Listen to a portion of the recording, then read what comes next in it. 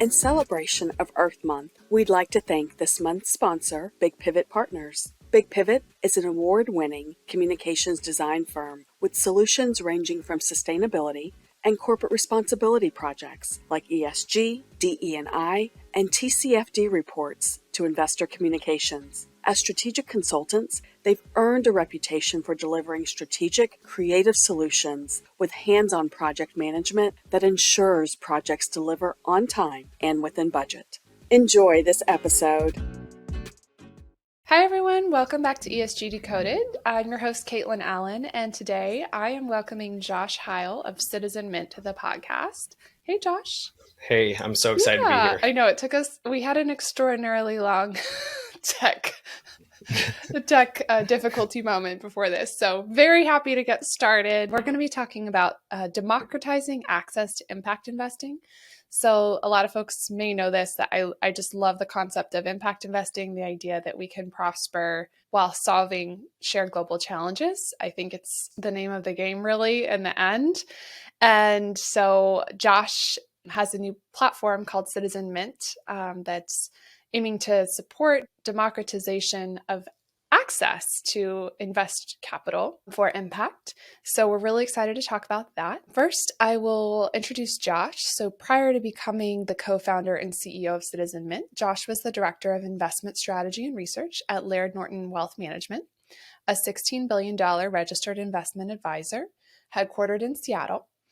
Prior to this, Josh worked at Russell Investments performing due diligence on fund managers for Russell's mutual fund and consulting divisions. Josh has a bachelor's in business and an M.B.A. from University of Washington's Foster School of Business. He's also a Chartered Financial Analyst, a CFA, and a certified public accountant, a CPA. So lots more acronyms for us today. And I know there's more coming. So thanks so much for being here, Josh. We're excited to talk about this. Yeah, I'm so excited to tell everybody about it. Well, let's just jump right in then. So what is Citizen Mint and why did you start this company? Yeah, no, definitely. So Citizen Mint essentially provides wealth managers and investors a trusted, easy to use platform to access private investment opportunities that can generate both financial returns as well as positive social and environmental impact. So think affordable workforce housing, solar wind development, top tier impact private equity, venture capital, debt funds that we're providing access to. And we believe that this is just where the market is going. As Kaitlyn mentioned, it's like people want better access to alternative investments, and they also want investments that really align with their values and issue areas. And it also just aligns with just major global challenges around healthcare, education, or affordability. So what I learned in my prior wealth management role is, especially from our next gen clients at Laird Norton, was that they said, hey, I don't want my investments to be invested in traditional just stocks and bonds. I want to be able to invest in these alternative assets, and I want to do something good with that. And is there this balance between, positive returns and also being able to do good with our money? And it's like, yes, there is. There's lots of opportunities within that space. Well, tell us about some of those opportunities. I mean, I know that's still the number one myth is that you can't make money while doing good. Still a very pervasive myth. Obviously, there are lots of examples where it didn't work out, but that's just how we're learning how to do this the right way, right? And to be able to see the industry, how far it's come, not just with basic ESG risk screens and that sort of thing, but actually really thinking about the impact side. So what will this do in a positive way? Not just what are the ESG risks of this investment. So let's talk about that part. Yeah, no, definitely. I think the industry has really grown a lot over the last decade and a half. And essentially, there's been a lot of talent infusion into the industry where people who previously might not have had a specific impact orientation, but were very talented from an investment perspective, have shifted over to say, hey, there's actually this massive opportunity here. We do need to solve these global issues. And there's opportunity to kind of like make good returns for our ultimate investors and bring more capital. Because I think that's the whole idea of impact investing is, hey, we need to actually bring a lot more capital into these global issue areas because it's not going to be solved by governments or just institutions alone. Like we need to all collectively put capital into this to solve these issues. So if we think about like some of the opportunities that we're seeing within the marketplace, I think the one that like is most apparent is climate change and the opportunities around climate change, whether it's like solar, wind power. And I mean, even in the last year, everybody talks about energy security. And it's like, how do you actually power things without oil? Especially when some nefarious actors might be like Russia might be doing things within the world that makes it really expensive for oil or natural gas. And so we need to shift off those. And so we need to invest in solar, wind power, or other kind of opportunities for renewable energy. Another one is climate change. And I think there's just a lot of innovation happening within the space around new technologies from an energy perspective. Also just thinking about like what drives some of these issues. And it's around maybe like sustainability. So having better building practices. It could be around manufacturing, just having better manufacturing processes over time and be able to like think about semiconductors and how much water usage and being able to recycle that water usage over time and be able to reutilize some of our precious resources in a better way and just reduce the negative externalities of those businesses over time. Then we can move on to affordability and the affordability crisis within the US. And, you know, it's very expensive to live in a lot of the major cities. And so how do you provide housing that's affordable and that's not going to be over somebody's income of like 40% of their income goes to their housing. Hopefully we keep it below that. And so like being able to build in a way that's sustainable and that's cheaper than it's been in the past to make these interesting investment opportunities. Also, it could be within like community development loans, which is like what the acronym would be CDFI. And that's essentially just providing loans to different community organizations. It could be building a hospital, or it could be providing microloans to individuals who are starting a business but haven't had credit scores in the past, or need help with increasing the business growth, where they just haven't had that in the past from a traditional bank. So I think there's just this plethora of opportunities out there, and there's a lot of new talent coming into it to take advantage of it. And you see this from major asset managers. Almost every major asset manager is creating an impact fund. Some of these are very large, like multi-billion-dollar impact funds, from whether it's like KKR or Bain or Wellington or Texas Pacific Group, which has, I think, an $8 billion impact fund called the Rise Fund. So there is just a lot of capital flowing in this direction, and clients are more and more asking about it and wanting their wealth advisor to provide opportunities here. Yeah, that's amazing, Josh. I mean, great overview. The three kind of topic areas I'm hearing: environmental, community health, and wellness potentially, and then empowerment. Yes, empowerment is one of those where it's really there's certain areas around diversity, equity, and inclusion, and financial inclusion with the microloan part of that, and being able to bring people who previously haven't had banking relationships or credit scores into the fold and be able to like help them through that process. That's amazing. I mean, I think that's stuff a lot of us, the ESG Decoded listeners, who are usually professionals, usually working in a big corporation or in capital markets, it's very hard for us to relate to that idea, but that's still a very pervasive issue everywhere, not just in other places, right? It's also here in the United States. So that's a really interesting one to me. So when you say your marketplace will help provide access to those types of opportunities, so I'm hearing the three categories that you're focused on: the environmental, community health, wellness, and empowerment. How do you decide what type of opportunity, or how do you vet the opportunities that come onto your platform? Yeah, no, definitely. So I think there's kind of this sourcing aspect where, we're going out to the marketplace and seeing where the best opportunities actually lie, and also trying to align that with where people want to put their capital to work. Everybody has a different value or issue area. And so it's where's this client's trying to put capital to work? A lot are looking at climate change and sustainability as something they care about. A lot are looking at affordability as something they care about. So those have been the more pertinent focus as of right now for sourcing opportunities within those spaces. So for affordable workforce housing, it's kind of building this marketplace of affordable and workforce housing developers across the US and saying, okay, what kind of projects are you doing? Are these actually impactful in the areas you're doing them? What's the actual returns? And does these returns make sense to put capital to work? And like, what risk are you actually taking in this? Because it's always this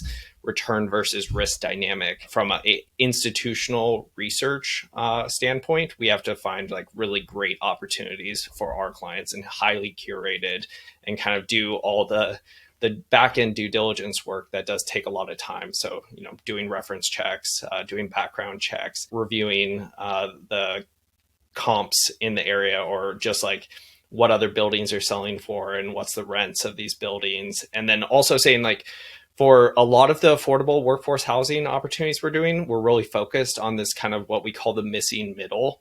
And it's essentially people who make between 60 to 80% of area median income, or AMI. It's not low income housing in a lot of cases, because that is tougher to get returns within that space. You really need a lot of grants and subsidies from the government. But between that 60 to 80%, this is, housing teachers and nurses and firefighters and retail workers and people who just haven't traditionally been able to live near their jobs in a lot of cases in urban areas because of the cost of housing. And so providing really high quality housing for that group of individuals is really where we've been focused. Like, these opportunities can come from so many different places, but it just takes a lot of time kind of just sourcing and building that universe on our side. But that's what we're trying to do and solve for that issue. If you don't have somebody doing that, it's just too much of a burden on a wealth manager or an individual investor to actually do that kind of due diligence. Yeah, it's a very interesting example. And I think you mentioned something that raises a question I heard a couple of times: returns matter. So this is not impact investing, it's not philanthropy, right? The idea is that No. You're not intending to be concessionary in your returns. Yeah, and that's 100% right.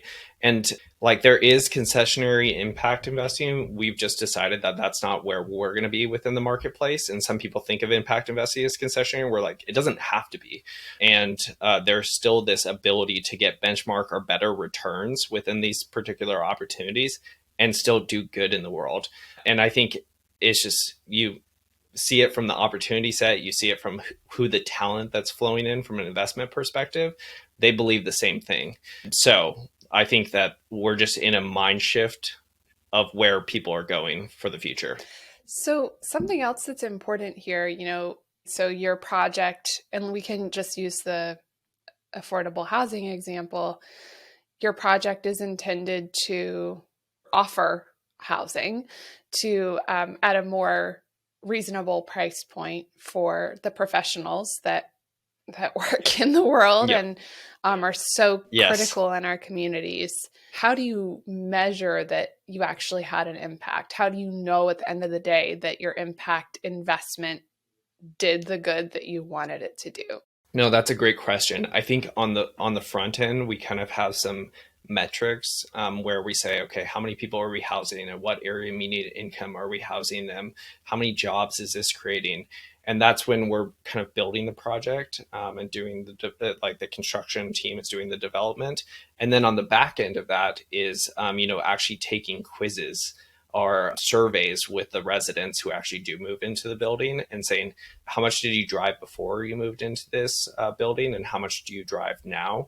Also, like, beyond that, like measuring their like happiness. Because I mean, like, a lot of those things do correlate to your happiness with your day in life and like where the building's located. And it's like, well, hopefully it's located in a great area. Most of the ones we're selecting are like located near, great transit options and near parks and restaurants.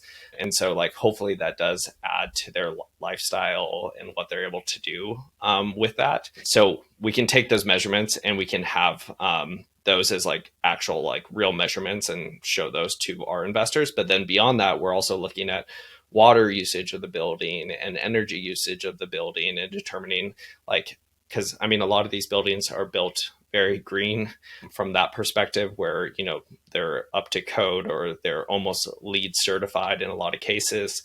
Being able to do it from multiple dimensions of like, yes, there's this human element and that's what we're solving for, but there's also these environmental elements that we're solving for as well.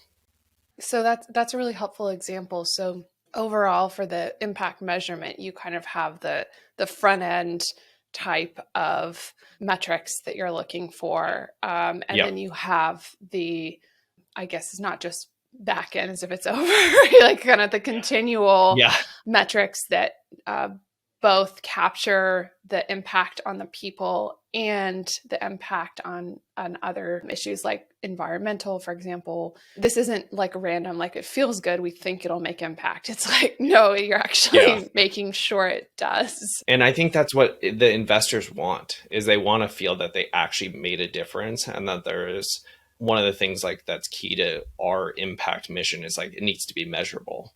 Like there needs to be actual measurable data that we can provide to investors, because that's like there is certain storytelling around these things that may happen. Maybe you have to have those discussions and talk about a specific family or a specific person and how it changed their life.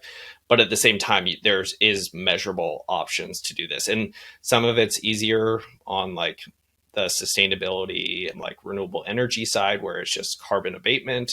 But in other cases, like it might be in the private equity sphere, job satisfaction of the workers and their ability to increase their wages over time. And so there is some like very specific metrics though that we talk with whoever we're investing with, that coming into and be like, hey, how are we going to actually measure this? And these are the things from a Citizen Mint perspective that we would like to be measured. Yeah, that's awesome. I think this is, to me, it's just an enlightening of, it's kind of a natural evolution. I think a lot of people are somehow still scratching their heads about all this. And it's like, come on, you guys, these problems are in our face every day, all the time. Don't you want to live in a better world? Like it's kind of obvious.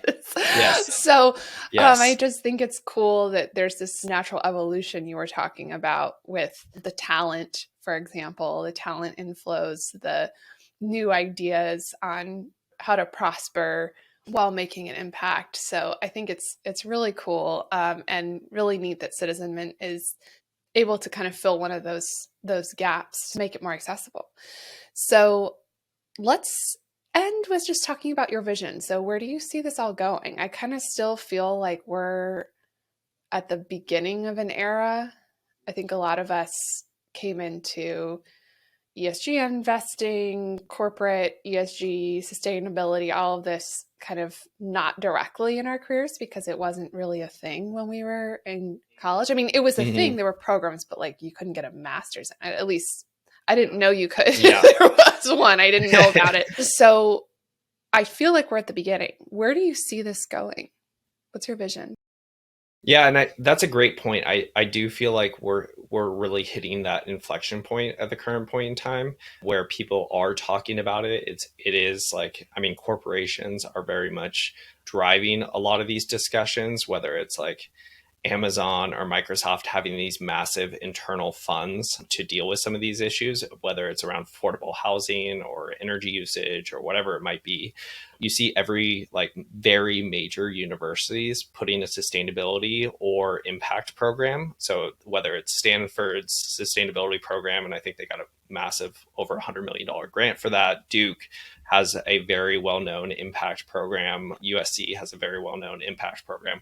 So those programs are really around social entrepreneurs and being able to direct capital and resources and time and effort into these very global challenges. But I think if you just think about where venture capital is going, it follows where there's opportunities and problems to be solved.